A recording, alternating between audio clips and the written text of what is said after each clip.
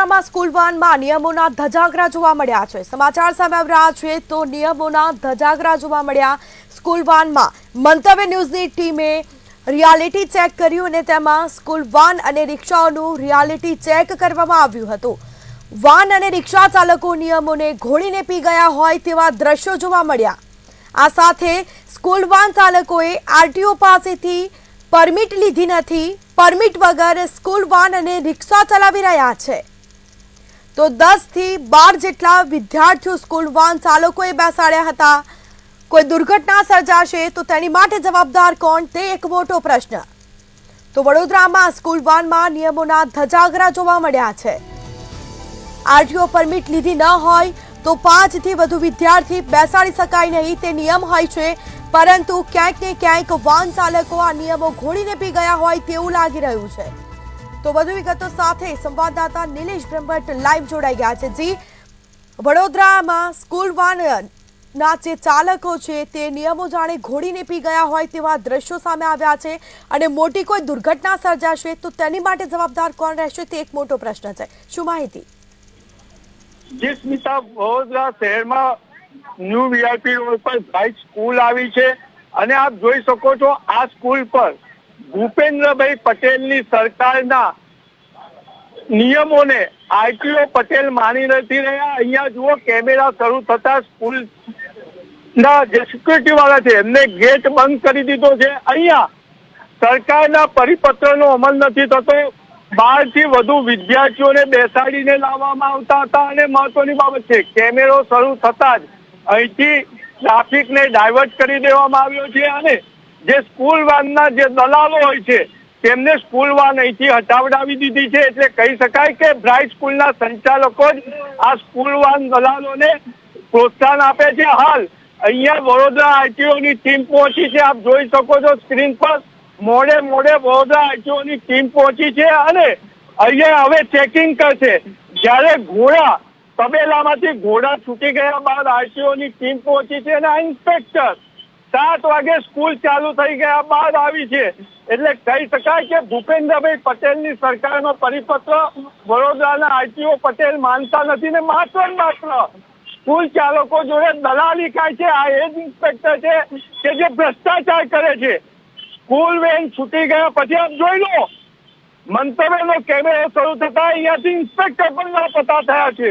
એટલે કહી શકાય કે આ આરટીઓના દલાલો છે અને જ્યારે સ્કૂલ શરૂ થાય, જ્યારે સ્કૂલ વેન આવતી હોય છે ત્યારે આ લોકોએ ચેકિંગ કરવું જોઈએ, ત્યારે કોઈ ચેકિંગ કરતા નથી। આપણે આ એક સ્કૂલ વેન આવી છે એને રોકીશું અને એને પૂછીશું। આપ જોઈ લો, આ એક સ્કૂલ વેન આવી છે એને આપણે પૂછીશું, શું કહો છો, પરમિટ છે તમારી પાસે? બતાવો। પરમિટ લઈ લેવાનું સાહેબ। એટલે આરટીઓની પરમિટ નથી। કેટલા છોકરા બેસાડ્યા છે? 12 ગણી લો, વધારે છે અને એમનો ઇન્સ્યોરન્સ લીધો છે। જોઈ લો, આરટીઓની ગાડી માત્ર દેખાડો પૂછવા, આમની જાન જશે તો જવાબદાર કોણ?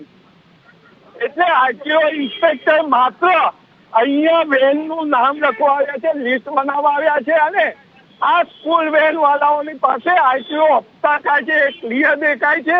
જ્યારે ભૂપેન્દ્રભાઈ પટેલની સરકારે પરિપત્ર બહાર પાડ્યો કે સ્કૂલ વેનના સંચાલકો જે સ્કૂલ વેન ચલાવનાર છે તેમને પરમિટ લેવી પડશે, પીયુસી હોવું જોઈએ, સર્ટિફિકેટ હોવું જોઈએ, ફિટનેસ।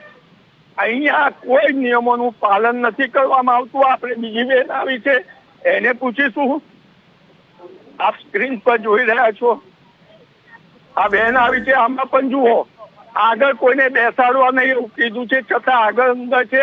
અંદર જોઈ લો, આ છોકરાઓની હાલત, નાના ભૂલકાઓની હાલત જોઈ લો, કેવી રીતના બેસાડીને આવે છે।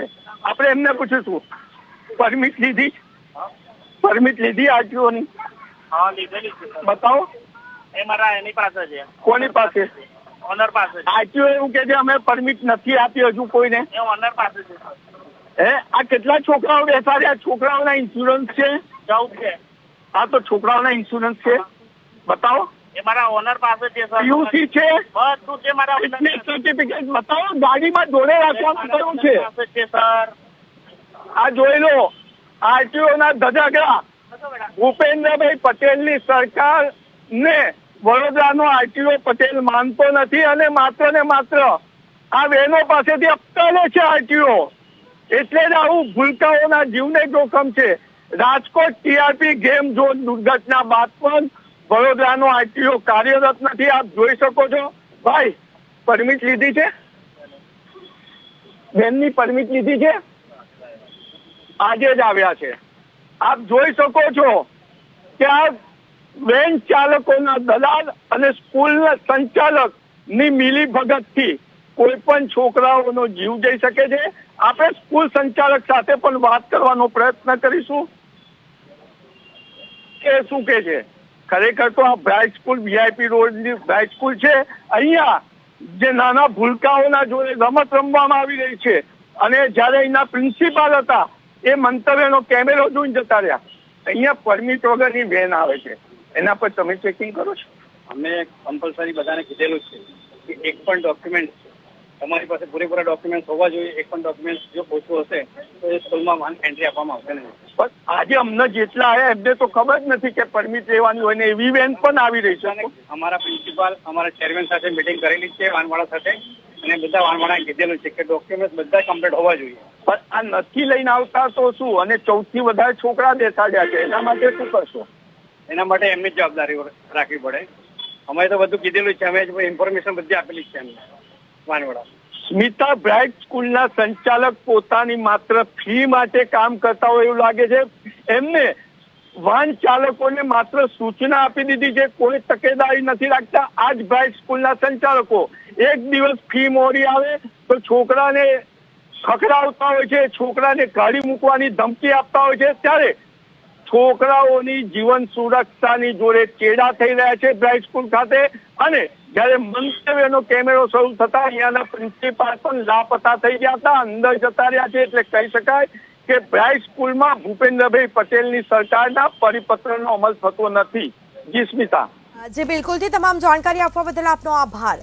તો વડોદરામાં સ્કૂલ વાનમાં નિયમોના ધજાગરા જોવા મળ્યા છે. મંતવ્ય ન્યૂઝની ટીમે રિયાલિટી ચેક કર્યું, જેમાં સ્કૂલ વાન અને રિક્ષાઓનું રિયાલિટી ચેક કરવામાં આવ્યું છે. તો વાન અને રિક્ષા ચાલકો નિયમોને ઘોડીને પી ગયા હોય તેવા દ્રશ્યો સામે આવી રહ્યા છે.